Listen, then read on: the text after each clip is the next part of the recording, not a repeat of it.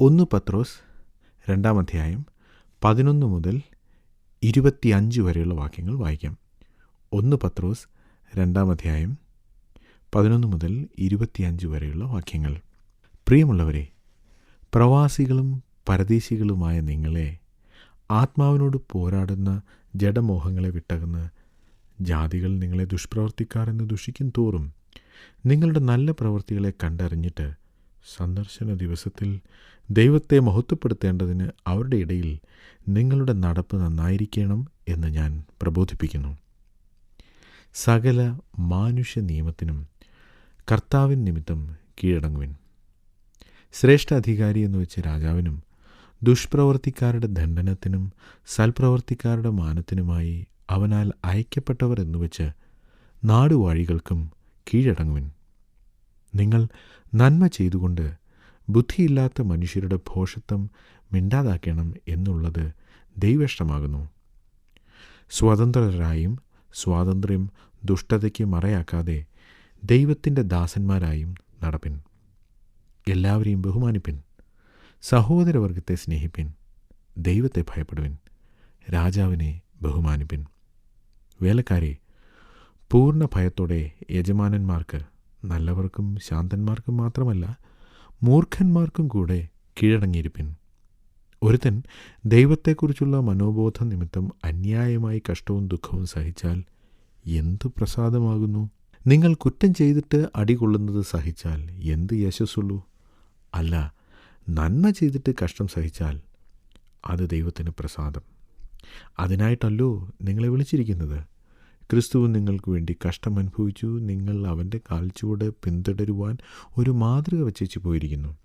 അവൻ പാപം ചെയ്തിട്ടില്ല. അവൻ്റെ വായിൽ വഞ്ചനയൊന്നും ഉണ്ടായിരുന്നില്ല. തന്നെ ശകാരിച്ചിട്ട് പകരം ശകാരിക്കാതെയും കഷ്ടം അനുഭവിച്ചിട്ട് ഭീഷണം പറയാതെയും ന്യായമായി വിധിക്കുന്നുവെങ്കിൽ കാര്യം ഫലമേൽപ്പിക്കുകയത്രേ ചെയ്തത്.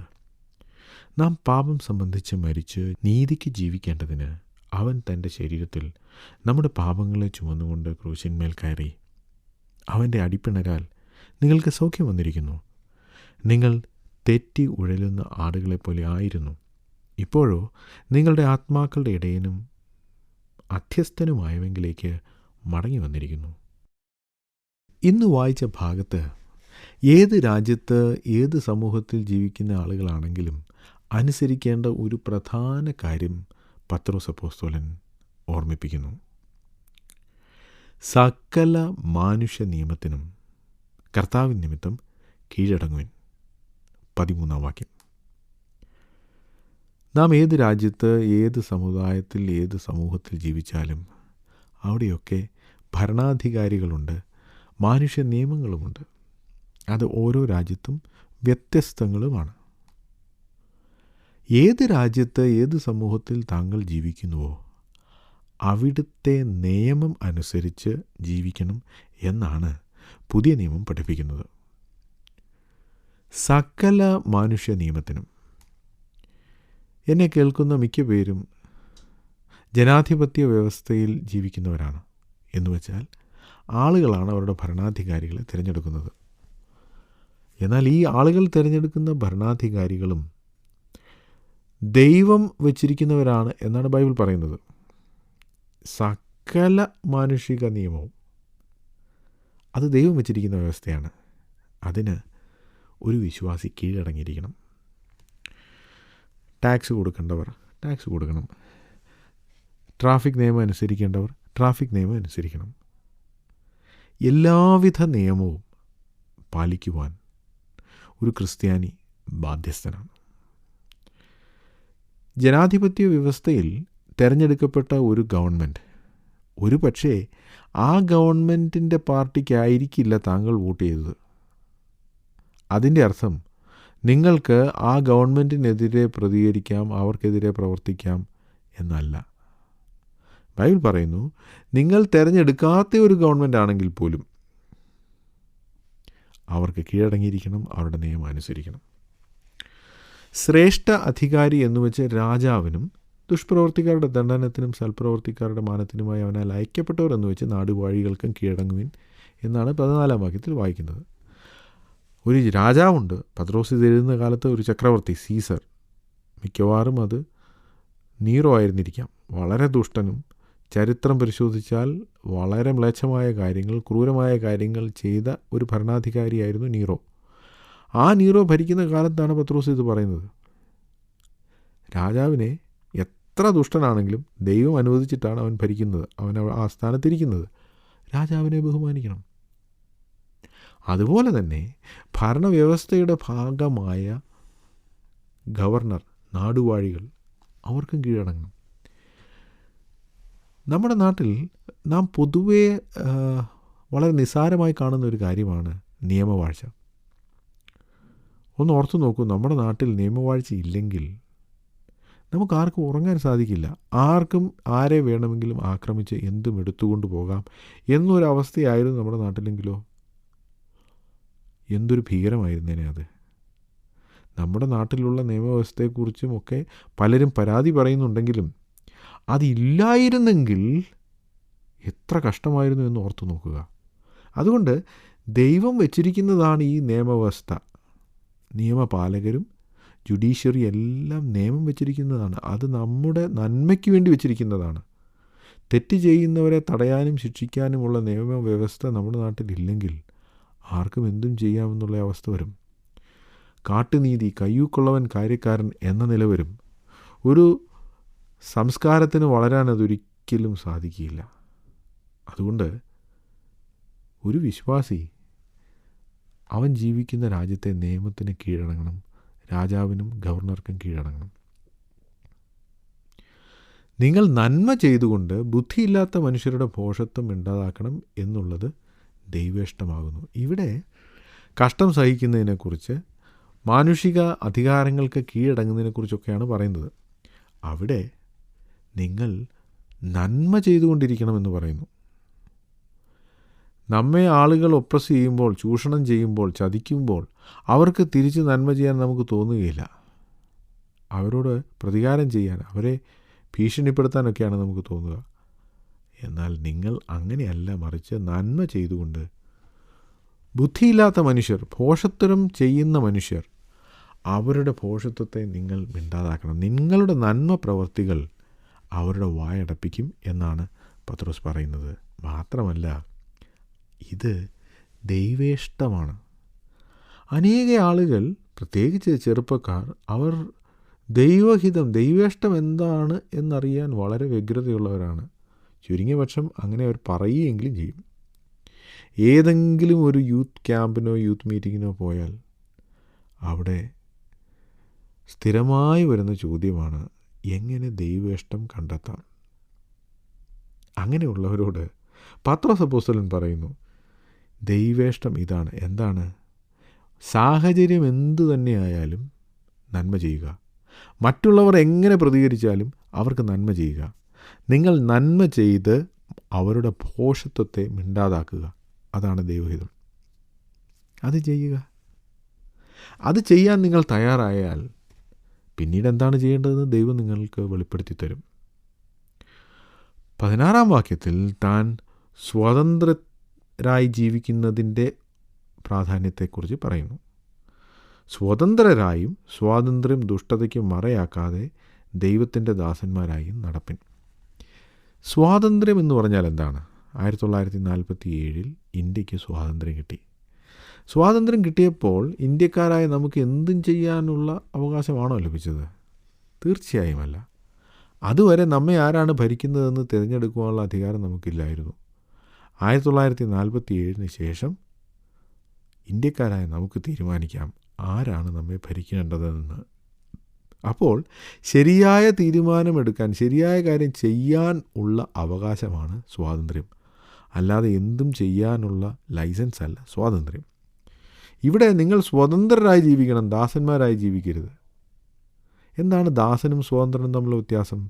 ദാസൻ എന്തെങ്കിലും കാര്യം ചെയ്യണമെങ്കിൽ അവനോട് പറയണം. ചില ജോലിക്കാർ അങ്ങനെയാണ്.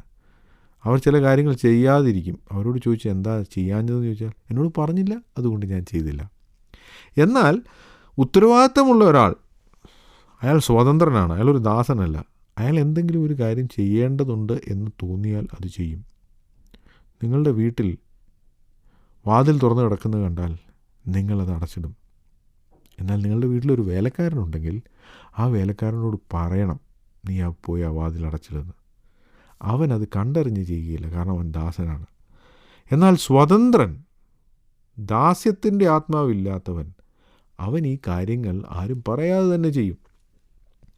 പത്രോസ് അപ്പോസ്തലൻ ഈ വിശ്വാസികളോട് പറയുകയാണ്, നിങ്ങൾ ഒരുപക്ഷെ അടിമകളായിരിക്കും, ദാസന്മാരായിരിക്കും, പക്ഷേ നിങ്ങൾ ദൈവവിശ്വാസികളാണ്, ക്രിസ്തു വിശ്വാസികളാണ്. നിങ്ങൾ ദാസന്മാരായി സ്വാതന്ത്ര്യമില്ലാത്തവരായിട്ടല്ല പെരുമാറേണ്ടത്, മറിച്ച് സ്വാതന്ത്ര്യമുള്ളവരായി പെരുമാറണം. എന്ന് പറഞ്ഞാൽ ആത്മാർത്ഥതയോടെ നിങ്ങളുടെ ഉത്തരവാദിത്തങ്ങൾ നിങ്ങൾ ചെയ്യണം. എന്തുകൊണ്ടാണ് അങ്ങനെ ചെയ്യേണ്ടത്? നിങ്ങൾ ദൈവത്തിൻ്റെ ദാസന്മാരാണ്. നിങ്ങളെ വാങ്ങിയ യജമാനൻ്റെ ദാസന്മാരായി ജീവിക്കുക എന്നുള്ളതല്ല പത്രോസ് അവരെക്കുറിച്ച് ഉദ്ദേശിക്കുന്നത്. ദൈവം കാണുന്നു, ദൈവം മുമ്പാകെ നിങ്ങൾ വിശ്വസ്തരായി ദൈവത്തിൻ്റെ ദാസന്മാരായി നടപ്പിൻ. നടപ്പ് എന്ന് പറയുന്നത് ജീവിതശൈലിയെക്കുറിച്ചാണ് പുതിയ നിയമത്തിൽ നാം മനസ്സിലാക്കുന്നത്. അതുകൊണ്ട് ദൈവത്തിൻ്റെ ദാസന്മാരായി ജീവിക്കണം. അതാണ് പത്രോസ് ഇവിടെ പറയുന്നത്. എല്ലാവരെയും ബഹുമാനിക്കണം, സഹോദരവർഗത്തെ സ്നേഹിക്കണം, ദൈവത്തെ ഭയപ്പെടണം, രാജാവിനെ ബഹുമാനിക്കണം. 17-ാം വാക്യമാണത്. എല്ലാവരെയും ബഹുമാനിക്കണം. നമ്മുടെ ഒപ്പമുള്ള ആളുകളെ ബഹുമാനിക്കാൻ നമുക്ക് ബുദ്ധിമുട്ടില്ല. നമ്മുടെ മുകളിലുള്ള ആളുകൾ, നമ്മളെക്കാൾ ധനികർ, നമ്മളെക്കാൾ സാമൂഹ്യമായ നിലയിൽ ഉയർന്ന നിലയിലുള്ളവർ, നമ്മുടെ മേലധികാരികൾ, അവരെയൊക്കെ ബഹുമാനിക്കാനും നമുക്ക് ബുദ്ധിമുട്ടില്ല. എന്നാൽ നമ്മുടെ കീഴെ ജോലി ചെയ്യുന്നവരെ ബഹുമാനിക്കാൻ നമുക്ക് സാധിക്കുമോ? സാധിക്കണം. എല്ലാവരെയും ബഹുമാനിപ്പിൻ. പത്രോസിൻ്റെ ലേഖനത്തിലാണ് ഭാര്യമാരെ ബഹുമാനിക്കണമെന്ന് പറഞ്ഞിരിക്കുന്നത്. ഭാര്യ ഭർത്താവിനെ ബഹുമാനിക്കണമെന്നാണ് നമ്മൾ പൊതുവെ കേട്ടിരിക്കുന്നത്. എന്നാൽ പത്രോസ് പറയുന്നു ഭാര്യമാരെ ബഹുമാനിക്കണം, ഭർത്താക്കന്മാരോട് പറയുകയാണ്. അപ്പോൾ ബഹുമാനം എന്നുള്ളത് എല്ലാവർക്കും നാം കൊടുക്കണം, എല്ലാവരെയും ബഹുമാനിക്കണം, ആരെയും വില കുറച്ച് കാണരുത്. എല്ലാ മനുഷ്യരും ദൈവത്തിൻ്റെ സ്വരൂപത്തിൽ സൃഷ്ടിക്കപ്പെട്ടവരാണ്. ആ ബഹുമാനം നാം എല്ലാവർക്കും കൊടുക്കണം. പിന്നീട് സഹോദരവർഗത്തെ സ്നേഹിക്കണം. സ്നേഹമെന്ന് പറഞ്ഞാൽ തിരിച്ചൊന്നും പ്രതീക്ഷിക്കാതെ സ്വയം ത്യജിച്ചുകൊണ്ടുള്ള സ്നേഹം. അങ്ങനെ നാം സഹോദരവർഗത്തെ സ്നേഹിക്കണം. ദൈവത്തെ ഭയപ്പെടണം. രാജാവിനെ ബഹുമാനിക്കണം. പത്രോസ് ഇത് എഴുതുമ്പോൾ അന്ന് ജീവിച്ചിരുന്ന ആളുകൾക്കൊക്കെ രാജാവിന് ഭയമായിരുന്നു. നീറോ ചക്രവർത്തി എന്തും എപ്പോൾ വേണമെങ്കിലും ചെയ്യാൻ മടിക്കാത്ത ഒരു ഭ്രാന്തനായിരുന്നു. അയാളെ ഭയപ്പെട്ടുകൊണ്ടേ അന്ന് റോമിൽ ആളുകൾ ജീവിച്ചിരുന്നുള്ളൂ. എന്നാൽ പത്രോസ് പറയുന്നത് രാജാവിനെ പേടിക്കണ്ട, ബഹുമാനിച്ചാൽ മതി. എന്താ കാരണം? യേശു ക്രിസ്തു പറഞ്ഞു, ശരീരത്തെയും ആത്മാവിനെയും കഴിയുന്നവനെ ഭയപ്പെടണം. അതാരാണ്? ദൈവം. നീറോ ചക്രവർത്തിക്ക് ശരീരത്തെ മാത്രമേ കൊല്ലാൻ സാധിക്കൂ, ആത്മാവിനെ ഒന്നും ചെയ്യാൻ സാധിക്കില്ല. എന്നാൽ ദൈവത്തിന് ശരീരത്തെയും കൊല്ലാൻ കഴിയും, ആത്മാവിനെ നരകത്തിലെറിഞ്ഞ് കളയുവാനും കഴിയും. അതുകൊണ്ട് ദൈവത്തെ ഭയപ്പെടുക, രാജാവിനെ ബഹുമാനിക്കുക. ദൈവത്തെ അനുസരിക്കുന്നതിൽ നിന്നും രാജാവ് നിങ്ങളെ തടയുകയാണെങ്കിൽ ദൈവത്തെ അനുസരിച്ചാൽ മതി, രാജാവിനെ അനുസരിക്കേണ്ട എന്നാണ് അതിൻ്റെ അർത്ഥം. 18-ാം വാക്യത്തിൽ വേലക്കാരെ പൂർണ്ണ ഭയത്തോടെ യജമാനന്മാർക്ക്, നല്ലവർക്കും ശാന്തന്മാർക്കും മാത്രമല്ല മൂർഖന്മാർക്കും കൂടെ കീഴടങ്ങിയിരിപ്പിൻ. നമ്മുടെ യജമാനൻ നല്ലവനാണെങ്കിൽ അനുസരിക്കാം, പക്ഷേ എപ്പോഴും അങ്ങനെ ആയിരിക്കണമെന്നില്ല. ചിലപ്പോൾ നമ്മുടെ മേലധികാരികൾ അവർ അത്ര നല്ലവരായിരിക്കില്ല. ഇവിടെ പറയുന്നത് മൂർഖനെന്നാണ്. പെർവേർട്ടഡ്, യാതൊരു സാമാന്യ മര്യാദയും ഇല്ലാത്ത ഒരു മേലധികാരി. അങ്ങനെ ഒരു മേലധികാരി ആണെങ്കിലും നാം അവർക്ക് കീഴടങ്ങിയിരിക്കണം. കാരണം നമ്മൾ ഈ ചെയ്യുന്നത് കർത്താവിന് നിമിത്തമാണ്. നാം മേലധികാരികൾക്ക് കീഴടങ്ങിയിരിക്കുന്നത് എൻ്റെ മേലധികാരിയെ ദൈവമാണ് നിയമിച്ചത് എന്ന ഉത്തമ വിശ്വാസം ഉള്ളത് കൊണ്ടാണ്. അതുകൊണ്ട് മേലധികാരിയുടെ സ്വഭാവം എന്തായാലും മേലധികാരികൾക്ക് കീഴടങ്ങിയിരിക്കുക എന്നത് ഒരു ക്രിസ്തു വിശ്വാസിയെ സംബന്ധിച്ചിടത്തോളം പ്രാധാന്യമുള്ള കാര്യമാണ്. അതവനെക്കുറിച്ചുള്ള ദൈവഹിതമാണ്. ചില ആളുകൾ ദൈവബോധം ഉള്ളതുകൊണ്ട് ദൈവത്തെക്കുറിച്ചുള്ള അവരുടെ മനസാക്ഷി നിമിത്തം തെറ്റ് ചെയ്യാൻ തയ്യാറാവില്ല. അതുകൊണ്ട് അവർക്ക് കഷ്ടം സഹിക്കേണ്ടി വരും. ചില ആളുകളുണ്ട്, അവരുടെ ജോലിയിൽ അവർ അവിശ്വസ്തരായിരിക്കില്ല. മറ്റുള്ളവർ പറയും, ഒരു നുണ പറയേ, ഒരു കള്ളക്കണക്ക് എഴുതുക എന്ന് പറയുമെങ്കിലും അവർ ചെയ്യില്ല. കാരണം അവർ ദൈവത്തെ ഭയപ്പെടുന്നു. അവർ അങ്ങനെ ചെയ്യാത്തത് നിമിത്തം അവർക്ക് ഉപദ്രവം ഉണ്ടാകും. അങ്ങനത്തെ ഉപദ്രവം നിങ്ങൾ സഹിക്കണമെന്നാണ് പത്രോസ് ഇവിടെ പറയുന്നത്. നന്മ ചെയ്തതിൻ്റെ പേരിൽ ഉപദ്രവം സഹിക്കുകയാണെങ്കിൽ അത് ഒരു ശ്രേഷ്ഠമായ കാര്യമാണ്, ചെയ്യണം. എന്നാൽ കുറ്റം ചെയ്തിട്ട് അടികൊള്ളുകയും അത് ഞാൻ ദൈവത്തിന് വേണ്ടി കഷ്ടം സഹിക്കുകയാണ് എന്ന് പറയരുത്. കാരണം കുറ്റം ചെയ്തിട്ട് അടികൊള്ളുന്നത് സഹിച്ചാൽ എന്ത് യശസ്സുള്ളൂ? നിങ്ങൾ അടിക്ക് യോഗ്യനാണ്, അതുകൊണ്ടാണ് അടി കിട്ടുന്നത്. എന്നാൽ നന്മ ചെയ്തിട്ട് കഷ്ടം സഹിച്ചാൽ അത് ദൈവത്തിന് പ്രസാദം. നാം ദൈവത്തിൻ്റെ ഹിതത്തെക്കുറിച്ചാണ് ഇതിനു മുമ്പ് വായിച്ചത്. ഇവിടെ വീണ്ടും ദൈവത്തിന് പ്രസാദമുള്ള കാര്യം എന്താണ്? നാം ചില കഷ്ടമൊക്കെ സഹിക്കുന്നത് ദൈവത്തിന് പ്രസാദമാണെന്ന് പറയുന്നു. എന്തിനു വേണ്ടിയാണ് നാം കഷ്ടം സഹിക്കുന്നത്? അതാണ് പ്രധാനം. നന്മ ചെയ്തിട്ട് അതിനു വേണ്ടി നാം കഷ്ടം സഹിച്ചാൽ അത് ദൈവത്തിന് പ്രസാദമുള്ള കാര്യമാണ്. അതിനായിട്ടാണ് നിങ്ങളെ വിളിച്ചിരിക്കുന്നത് എന്ന് 21 വാക്യത്തിൽ പത്രോസ് പറയുന്നു. നിങ്ങളെ വിളിച്ചു എന്ന് മാത്രമല്ല, നിങ്ങൾക്കൊരു നല്ല മാതൃകയും തന്നിരിക്കുന്നു. ആ മാതൃകയാണ് ക്രിസ്തു. 21 വാക്യത്തിൽ ക്രിസ്തു നിങ്ങൾക്ക് വേണ്ടി കഷ്ടം സഹിച്ചു, നിങ്ങൾ അവൻ്റെ കാൽച്ചുവട് പിന്തുടരുവാൻ ഒരു മാതൃക വെച്ചു പോയിരിക്കുന്നു. ക്രിസ്തു കഷ്ടം സഹിച്ചത് നമ്മുടെ പാപങ്ങളുടെ പരിഹാരത്തിന് വേണ്ടിയാണ്, സംശയമില്ല. എന്നാൽ തൻ്റെ ക്രൂശ് മരണം അത് നമ്മുടെ ഒരു മാതൃക കൂടിയാണ്. കഷ്ടം സഹിക്കുന്നതിനുള്ള മാതൃകയാണ്. അവൻ പാപം ചെയ്തില്ല, വഞ്ചനയൊന്നും അവൻ്റെ വായിലില്ലായിരുന്നു. അവനെ ആളുകൾ ശകാരിച്ചു, ഭീഷണിപ്പെടുത്തി, പക്ഷെ അവൻ തിരിച്ചൊന്നും പറഞ്ഞില്ല. ന്യായമായി വിധിക്കുന്നുവെങ്കിൽ കാര്യം ഫലമേൽപ്പിച്ചു. നമ്മളും അതാണ് ചെയ്യേണ്ടത്. അതാണ് നമ്മുടെ മാതൃക. നമ്മെ ആളുകൾ നന്മ ചെയ്യുമ്പോൾ ഉപദ്രവിക്കും, അകാരണമായി നമ്മളെ പഴിക്കുകയും ഉപദ്രവിക്കുകയും ചെയ്യുമ്പോൾ ഓർക്കുക, യേശു ക്രിസ്തുവിനോടും അവരങ്ങനെ തന്നെ ചെയ്തു. അവനാണ് നമ്മുടെ മാതൃക. നാം അങ്ങനെ കഷ്ടം സഹിക്കുന്നുവെങ്കിൽ അത് ദൈവത്തിന് പ്രസാദമുള്ള കാര്യമാണ്. അങ്ങനെ കഷ്ടം സഹിക്കുമ്പോൾ നാം കാര്യങ്ങൾ വിധിക്കുവാൻ ദൈവത്തെ ഭരമേൽപ്പിക്കുക. ക്രിസ്തുവിൻ്റെ മരണം നമുക്കൊരു മാതൃകയായിരുന്നു. തൻ്റെ കഷ്ടാനുഭവം നമുക്കൊരു മാതൃകയായിരുന്നു. എന്നാൽ അവൻ മരിച്ചത് നിമിത്തം നാം പാപം സംബന്ധിച്ച് മരിച്ചു, നീതിക്ക് ജീവിക്കുന്നു. അവൻ, അതായത് ക്രിസ്തു, നമ്മുടെ പാപങ്ങളെ ചുമന്നുകൊണ്ട് ക്രൂശിന്മേൽ കയറി അവൻ്റെ അടിപ്പിണരുകളാൽ നമുക്ക് സൗഖ്യം വന്നിരിക്കുന്നു. നമ്മൾ ലക്ഷ്യമില്ലാതെ അഴലുന്നവരായിരുന്നു. എന്നാൽ നമുക്കിന്ന് ലക്ഷ്യമുണ്ടായി. നാം ആത്മാക്കളുടെ ഇടയവനും അധ്യക്ഷനുമായെങ്കിലേക്ക് മടങ്ങി വന്നിരിക്കുന്നു. നമ്മുടെ ജീവിതത്തിൽ നാം കഷ്ടം സഹിക്കുമ്പോൾ, അകാരണമായി കഷ്ടം സഹിക്കുമ്പോൾ അത് ദൈവത്തിന് പ്രസാദമുള്ളൊരു കാര്യമാണെന്നാണ് പത്രോസ് അപ്പോസ്തലൻ പറയുന്നത്. നാം നന്മ ചെയ്തിട്ട് അതിനുവേണ്ടി കഷ്ടം സഹിച്ചാൽ അത് ദൈവപ്രസാദമുള്ള കാര്യമാണ്. നമ്മുടെ എല്ലാവരുടെയും ആഗ്രഹം എങ്ങനെയെങ്കിലും കഷ്ടപ്പാടും വേദനയും ഒഴിവാക്കണമെന്നാണ്. എന്നാൽ ദൈവം പ്രസാദിക്കുന്ന കഷ്ടത, ദൈവം പ്രസാദിക്കുന്ന ഉപദ്രവം, അത് നമ്മുടെ ജീവിതത്തിലുണ്ട്. അത് വിലയേറിയതാണ് എന്ന് പത്രോസ് അപ്പോസ്തലൻ നമ്മെ പഠിപ്പിക്കുന്നു. ഞങ്ങളുടെ ദൈവമേ, സ്വർഗീയ പിതാവേ, എല്ലാ മാനുഷിക അധികാരങ്ങൾക്കും കീഴടങ്ങിയിരിക്കുവാനുള്ള കൃപ ഞങ്ങൾക്ക് തരണമേ.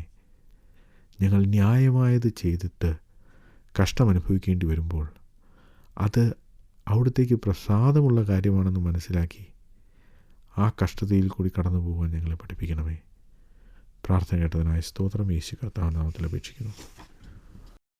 ഞങ്ങളെ വിളിക്കുവാൻ ആഗ്രഹിക്കുന്നുവെങ്കിൽ 098802221957 എന്ന നമ്പർ ഉപയോഗിക്കുക.